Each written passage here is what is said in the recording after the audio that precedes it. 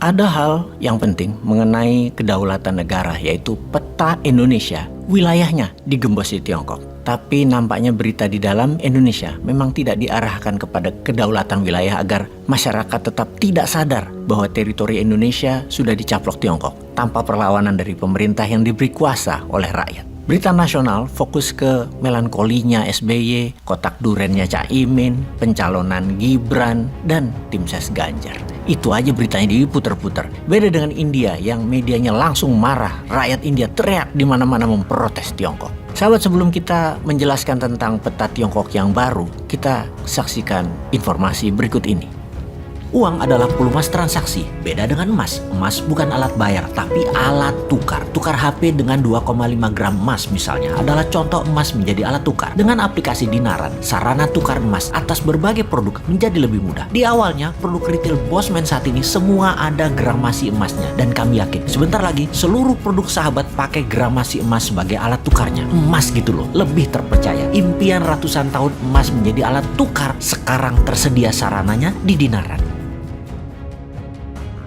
Baik, kita lanjutkan ke India terlebih dahulu. Ada dua wilayah India Utara diklaim Tiongkok melalui peta baru Tiongkok. Di wilayah Arunachal Pradesh, di Ladakh, seluas 38.000 km persegi, sebuah wilayah seluas 40 kali negara Singapura, atau seluas 10 kali lahan sawit yang diputihkan, yang kemudian malah diberikan kepada orang kaya oligar, bukan diberikan kepada rakyat sekitarnya. Malah kalau bersawit ditangkap rakyat di sana. Yang pasti nggak ada beritanya. Berita yang membuat citra buruk pejabat itu tabu, haram, tidak boleh ada di tanah air ini. Karena pejabat sekarang yang membuat keputusan memang suci, memang baik, dan memang berprestasi. Atau gini deh, kali ini mungkin rasanya narasi kita terkesan cynical atau nyindir. Namun hal ini penting karena terkadang untuk melihat sisi lain dari cara menyampaikan informasi, agar bisa membuat perubahan, kita harus sinis sekali-sekali. Sekali lagi, tujuannya agar perubahan Indonesia menjadi lebih baik. Kita tantang kebijakan bernegara Indonesia sekarang. Kita di Indonesia banyak lembaga survei kan. Semua lembaga survei itu pinter-pinter dan datanya terakurat. Klaimnya sih, metodenya terbaik, samplingnya terpercaya. Bagaimana kalau kita tiru negara lain dalam melihat keberhasilan di negaranya sendiri? Kita ke India lagi. India saat ini adalah presidensinya G20 di tahun 2023 ini yang akan diselenggarakan 2 minggu lagi, alias India jadi tuan rumah penyelenggaraan pertemuan tahunan anggota G20. Ingat ya, waktu Indonesia jadi presidensi itu bukan Indonesia ketua G20, tapi hanya jadi tuan rumah ngurusi kepala negara G20. Sama seperti India sekarang. Jangan salah tafsir ya, atau memang narasinya dibangun supaya Indonesia keren gitu ya. Enggak gitulah. Kita lanjut. Untuk itu India melakukan survei, bukan di negaranya saja, namun di warga negara anggota G20, di negaranya masing-masing. Berapa yang suka India, berapa yang tidak suka India. Tujuan survei ini adalah menjelaskan seberapa besar pengaruh India di luar negeri, seberapa besar pengaruh di mata warga negara asing atau negara lain tentang India. Dari 10 anggota G20 sisi Eropa, 3 negara menyatakan negatif view tentang India. Kita detailkan. Pada tahun 2007, 29% saja orang Prancis yang melihat negatif view tentang India. Sekarang di tahun 2023 meningkat jadi 39%. Di tahun 2007 Spanyol, 34% tidak suka India. Sekarang yang negatif view naik menjadi 49%. Dan di Inggris tadinya 9% saja yang tidak suka India, sekarang meningkat jadi 29% melihat India dari negatif view. Ini karena India membeli minyak Rusia dan bersikap netral dalam perang di Ukraina. Padahal masyarakat Eropa jadi menderita karena inflasi, kenaikan harga-harga barang, dan kenaikan harga energi di Eropa hampir 100% dalam 2 tahun terakhir ini. Di Amerika Latin, India juga mendapatkan negatif view dari 3 negara, yaitu Meksiko, Brazil, Argentina. Di Amerika, India mendapatkan citra sangat baik. Di mata warga Amerika, melihat India positif lebih dari 55%. Bernegara penting sekali untuk mengenal positif public perception warga negara lain terhadap negara kita. Dengan survei di banyak negara, di situ kita bisa tahu seberapa pengaruhnya negara kita dan pemerintahan kita.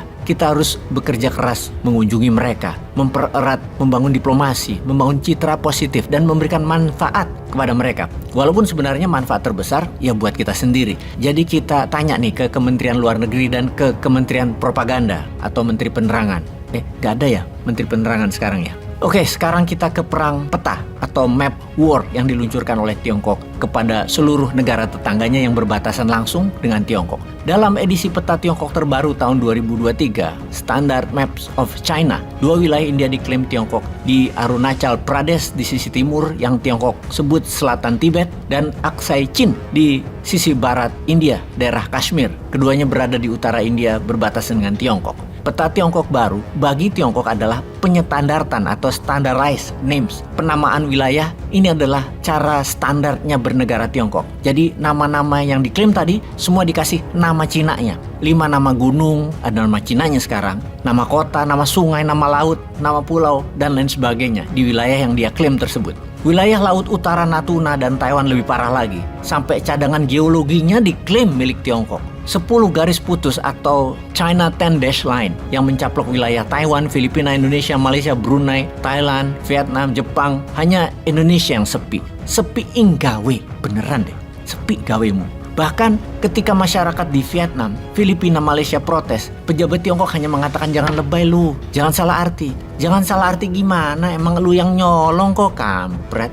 Ini gue teriak-teriak begini, pejabat pasti kesal karena pejabat mengharap rakyat nggak tahu. Karena nanti kakak tertua marah kalau rakyat Indonesia nggak bisa dibungkam. Nanti nggak invest lagi di Indonesia. Bersiap para buzzer rupiah, serbu bosman, cuan, cuan, cuan, gitu ya. Kita lanjut. Tiongkok mengumumkan resmi bahwa ini adalah peta Tiongkok yang benar untuk edukasi dalam negerinya Tiongkok. Dimana kalau negara lain ada yang protes itu harus dilawan karena itu artinya Tiongkok dizalimi negara tersebut. Tiongkok harus rebut, harus klaim balik. Ini kok bisa ya Tiongkok ngomong begini ya? Terus kita diem aja. Memang Xi Jinping ini sejak awal pakai hard power mainnya ke negara lain. Wilayah Spratly Island milik Filipina sudah ada pangkalan militer Tiongkok. Juga Kalayaan Island semua sudah ditinggali oleh militer Tiongkok.